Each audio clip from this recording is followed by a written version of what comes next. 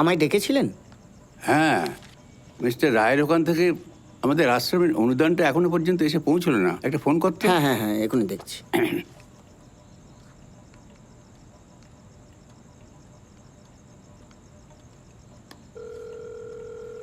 Hello.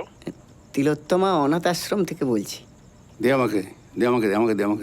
বলছি আপনাদের অনুদানের টাকাটা তো এখনো আসেনি, মানে এই মাসের। আমাকে দে না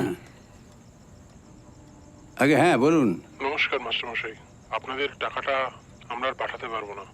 আমাদের কমিটিতে কথা হয়েছে যে অনুদানটা আমাদের আশ্রমের জন্য এবারে বন্ধ করতে হবে, আমাদের একটু ব্যক্তিগত সমস্যার কারণে। রাখলাম।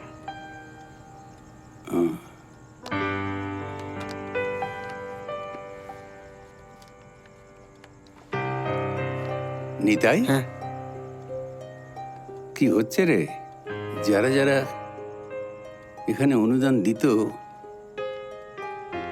তারা তো সবাই মুখ ফিরিয়ে নিচ্ছে। হ্যাঁ, কি? ওয়ার্ড কাউন্সিলর ফোন করে বলল যে আশ্রমে আর টাকা পাঠাবে না। ওনার কাছে নাকি খবর আছে যে এই অনাথ আশ্রম বন্ধ হয়ে যাচ্ছে। বন্ধ হয়ে যাচ্ছে?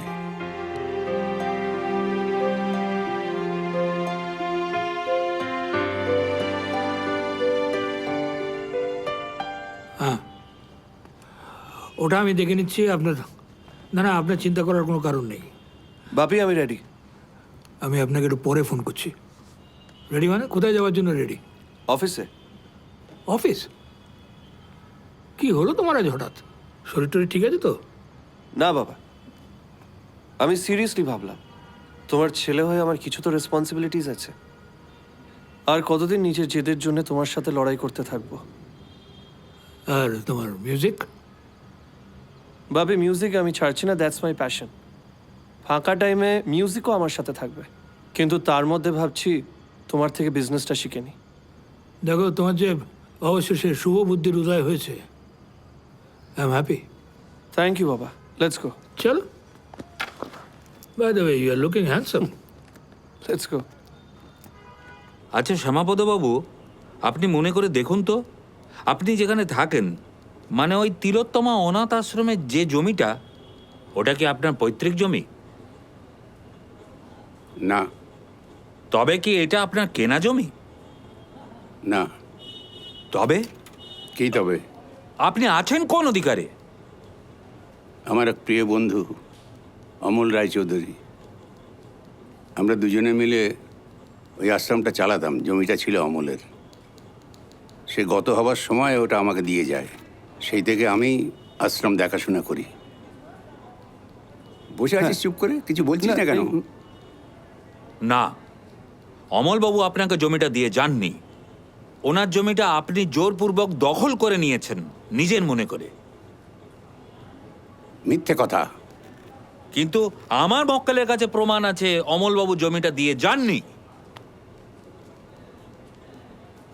ইয়োর অনার, আমি আমার মক্কেলকে একটু কাঠগড়ায় ডাকতে চাইছি। Permission granted. Thank you. আসুন। ফাইলটা এ নিন স্যার।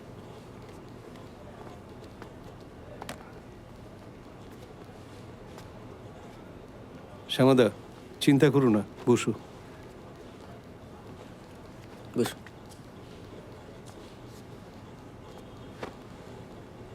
আচ্ছা পরিমলবাবু, অমলবাবু আপনার কে হন? আমার দাদা। আচ্ছা, এই যে অনাথ আশ্রমের জমিটা, যেটা আপনি নিজের বলে দাবি করছেন, তার কোনো প্রমাণ আপনি দিতে পারবেন? হ্যাঁ পারি। মিলন, এই জমিটা আমার দাদা মারা যাবার সময় আমার নামে লিখে দিয়ে যান। তার দলিল আমার কাছে আছে।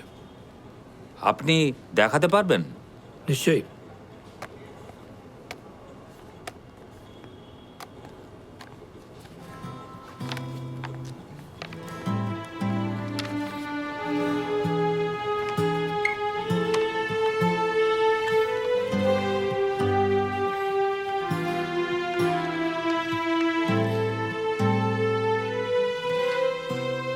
সমস্ত তথ্য প্রমাণ সবকিছুই